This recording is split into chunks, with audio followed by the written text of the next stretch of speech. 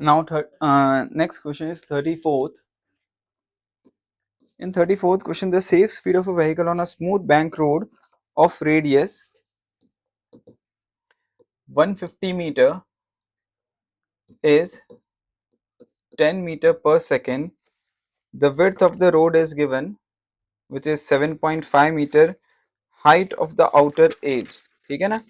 So road की width दी गई है 7.5 metre of the outer edge, ये हाइट है और ये बैंकिंग ऑफ रोड, ये एंगल थीटा है. सपोज ये कार इस तरीके से है बैंकिंग ऑफ रोड पे, ठीक है ना, इस तरीके से बाहर की तरफ आ रही है, ठीक है, इंक्लाइंड एंगल थीटा दिया हुआ है.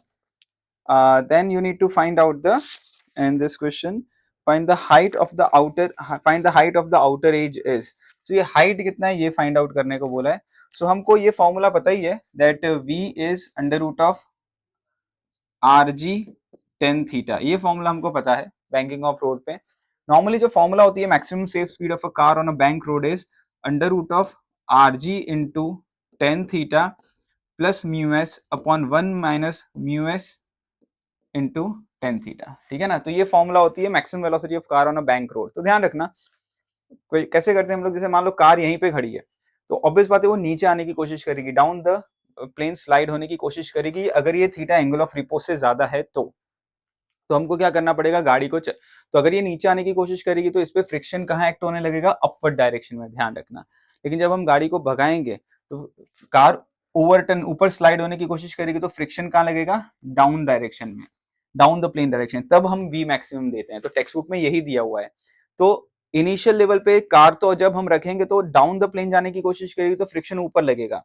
कार को हम भगाएंगे तो स्लाइड अप होने की कोशिश करेगी तो फ्रिक्शन डाउन लगेगा. तो इस ड्यूरेशन में कार को मतलब हम जब मिनिमम स्पीड से मैक्सिमम स्पीड पे लेके जाते हैं तो एक ऐसा पॉइंट आता है जहां पे फ्रिक्शन अपने डायरेक्शन को चेंज करता है. और जब फ्रिक्शन अपने डायरेक्शन को चेंज करता है ना तो उस इंस्टेंट पे फ्रिक्शन जीरो लगता है, जिसको ऑप्टिमम स्पीड टेक्स्ट बुक में कहा गया है, ठीक है ना. So even on a rough road there is a point where the friction act on the car is zero, ठीक है ना. और ये सारा स्टैटिक फ्रिक्शन की मैं बात कर रहा हूँ, ये आपने थियरी में भी पढ़ा होगा. तो ये वो पॉइंट की बात है, ध्यान रखना. क्वेश्चन को दोनों तरीके से पूछ सकते हैं. आप सोचो कि सर बैंकिंग ऑफ रोड पे फ्रिक्शन कहाँ चला गया, तो ये उस समय होता है जब फ्रिक्शन अपने डायरेक्शन को चेंज कर रहा होता है. ये ऑप्टिमम स्पीड होती है कार की for minimum wear and tear of a tyre, ठीक है. सो अगर आप यहाँ पे म्यू एस को जीरो पुट कर दोगे तो ये फॉर्मूला आ जाएगा. टेन थीटा आपको यहाँ से पता चल रहा है कि ten theta is opposite upon एडजेक्शन विच इज 7.5. आपको v दिया हुआ है, ये v स्क्वायर अगर मैं कर दूं, this is R G tan theta. तो v स्क्वायर की वैल्यू यहाँ पे v पुट कर दो, रेडियस आपको दिया हुआ है, जी की वैल्यू आपको पता है, टेन थीटा पुट कर दो तो आपके पास यहाँ पे एच आ जाएगा विच इज 0.5 मीटर. तो इट्स अ गुड क्वेश्चन, थोड़ा अलग तरीके से पूछा गया है स्टूडेंट्स.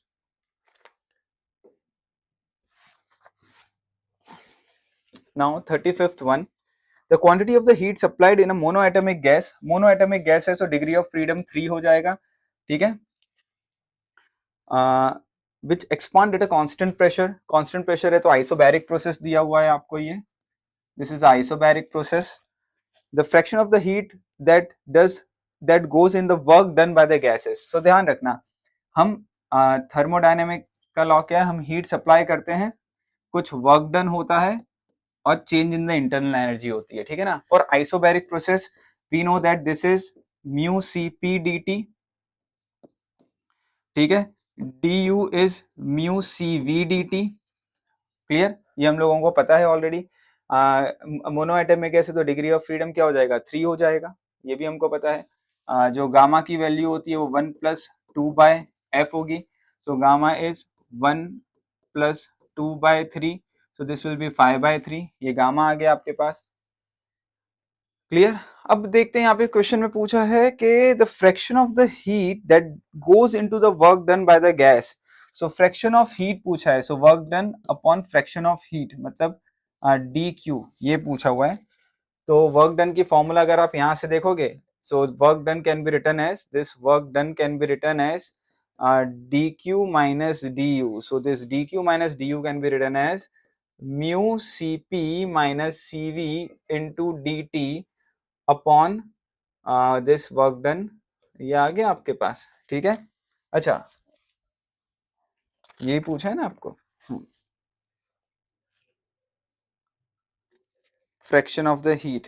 ओके एंड हाँ एंड डी क्यू कितना है आपका mu C P D T, sorry यहाँ तो दिया हुआ है ना mu C P D T, mu cancel out हो जाएगा, डी टी कैंसिल आउट हो जाएगा, C P upon C P 1 हो जाएगा और this will be C P upon C V upon C P. ठीक है, तो C V upon you know that gamma is also C P upon C V, तो यहाँ पे C V upon C P है तो 1 - 1 अपॉन ये gamma हो जाएगा। बस तो आप इसमें वैल्यू पुट करोगे तो आपका आंसर 2/5 आ जाएगा। ठीक है students.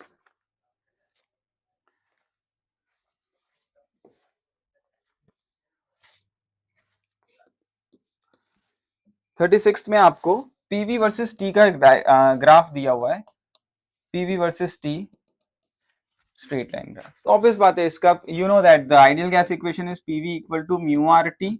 Okay so PV upon T is constant, so this is a slope, r is a gas constant, so this pv upon t is proportional to mu, mu is the number of moles which is mass of gas upon molar mass। ठीक है, सो जिसके number of moles ज्यादा होंगे उसका slope बड़ा होगा, जिसका molar mass ज्यादा होगा उसका स्लोप कम होगा, ये हमको दिख ही रहा है। तो यहाँ पे हम लोगों को ए बी सी 3 गैसेस दिए हुए हैं और A corresponding to H2, B corresponding to He and C corresponding to O2, ऐसे अलग अलग सिचुएशन दिए गए हैं। सो मोर स्लोप मोर मोल, ये तो हमको पता ही है, मोर स्लोप होगा, सो विच इम्प्लाइज मोर मोल्स होगा, और लेसर मॉलिक्यूलर वेट होगा तो मोर मोल्स होगा। ठीक है ना, अगर ये लेसर होगा तो ये भी मोर होगा, so less molecular weight is also corresponding to more moles. तो यहाँ पे जो मोल्स है वो सी का सबसे ज्यादा होगा, देन सी के बाद बी का होगा और फिर ए का होगा। ठीक है, सो ऐसे ही तो यहाँ पे अगर आप मोल्स देखोगे तो H2 का क्या होगा, मॉलिक्यूलर वेट सबसे कम H2 का होता है, सो आंसर में क्या आ जाएगा H2HeNO2, सो ऑप्शन नंबर 4 आ जाएगा। ठीक है ना, सो H2 is greater than slope He is greater than O2, सो यहाँ पे A is corresponding to O2, यहाँ पे 3 ग्राफ दिए हुए हैं आपको। ठीक है ना, this is A, this is B, this is C, so A corresponding to O2 हो जाएगा, B करस्पॉन्डिंग टू He हो जाएगा and C corresponding to H2 हो जाएगा। ठीक है ना, सो होपफुली आपको ये समझ में आ गया होगा students. Then 37th, a string of length 2 meter can be withstand a maximum tension of 16,000 Newton. So 16,000 Newton, a particle of mass 2 kg is tied at one end of a string and rotated in the horizontal circle. तो horizontal circular motion का question है, tension force centre पे लग रहा है, tension force can be written as, यहाँ पे क्या दिया हुआ है आपको, ओमेगा के टर्म में दिया हुआ है, रोटेशन की बात की है तो एम आर ओमेगा स्क्वायर हो जाएगा सेंट्रीपिटल फोर्स आपका। मैक्सिमम टेंशन पूछा है तो ये अगर मैक्सिमम होगा तो आपका ये भी मैक्सिमम होना चाहिए, बस तो आपको बाकी सारी वैल्यूज आपको निकालनी है। What must be the maximum number of the rotation per second the particle man can make so that the string does not break. So आपको यहाँ पे टेंशन मैक्सिमम 16,000 दिया हुआ है, मास आपको कितना दिया हुआ है 2 दिया हुआ है, रेडियस लेंथ ऑफ स्ट्रिंग भी 2 दिया हुआ है। ठीक है, तो यहाँ से आपको ओमेगा स्क्वायर आ जाएगा। ओके, ओमेगा स्क्वायर को आप ओमेगा को 2πf लिख सकते हो, तो 2πf स्क्वायर यहाँ से आपको फ्रीक्वेंसी आ जाएगा, फ्रीक्वेंसी आपकी यहाँ पे वैल्यू आएगी 10 आएगा, सो 10 रोटेशन पर सेकंड आंसर है आपका। ठीक है स्टूडेंट्स।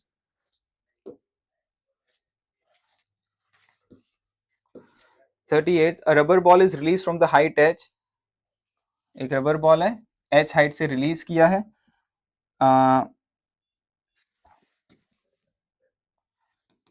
10 मीटर से, it bounced back repeatedly, always rise to the 81 upon 100 of the height through which it fall। ठीक है ना, so okay the coefficient of restitution of a ball and the floor is, ठीक है, सो इसका मतलब क्या दिया हुआ है, ये हमको पता है कि जब भी बॉल यहाँ से कहीं, जैसे फॉर एग्जांपल हमने ये थियरी पढ़ी हुई है, देखो थियरी में हमने क्या पढ़ा है कि अगर कोई बॉल कहीं से ड्रॉप होता है, ग्राउंड को हिट करेगा मान लो यहाँ से ड्रॉप हुआ h हाइट से और यहाँ पे आके हिट किया, तो what is the velocity of ball just before hitting the ground? So its velocity is under root of 2gh।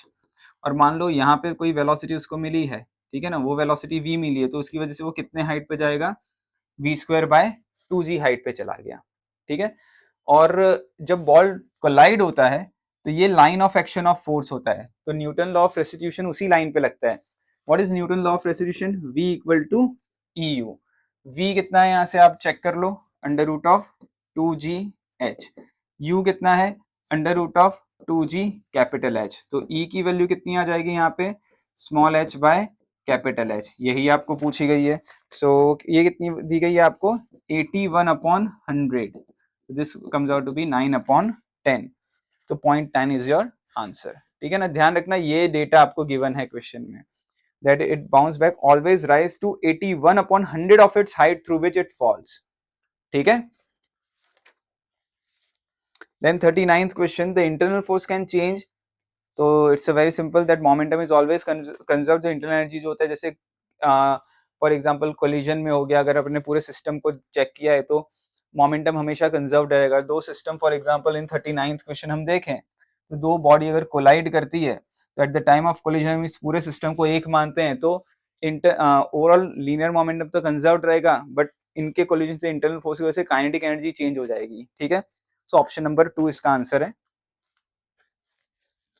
Question number 40 भी 38 की तरह है, v इक्वल टू EU लगता है उसमें। देखो in question number 40, a glass ball collide with the smooth horizontal surface with the velocity of, this velocity is a I cap minus b j cap। if the coefficient of the restitution of the collision is e उसी line of action पे force उसी line पे लगेगा जिस line पे action of force होगा, ध्यान रखना, ठीक है ना। जैसे बॉल ने इसके पहले वाले एग्जांपल में देखा था, अगर बॉल ग्राउंड के साथ आके कोलाइड होता है तो ये line of action of force है, तो v यहीं पे लगेगा। v इक्वल टू EU होता है, v is a final velocity is equal to e into u which is the initial velocity। find the velocity of the ball just after the collision, ठीक है। x axis is along the ground and y axis is along the vertical। तो obvious बात है आपका जो यहाँ पे velocity change होगा वो होने वाला है सिर्फ और सिर्फ y एक्सिस में, ठीक है ना। x में तो चेंज होगा ही नहीं, तो ध्यान रखना। तो फोर्थ ऑप्शन आपका आ जाएगा, इसमें डायरेक्शन चेंज हो जाएगा फोर्थ ऑप्शन में। x में वो लग ही नहीं रहा है, तो v इक्वल टू EU के हिसाब से अगर आप चेक करोगे तो डायरेक्शन y में ही चेंज होगा, तो b का माइनस बी का प्लस बी हो जाएगा। अगर ये नीचे के डायरेक्शन को माइनस लिया है तो ऊपर के डायरेक्शन को प्लस ले लोगे, तो इस साइन में ही चेंज आएगा, ध्यान रखना। Okay students.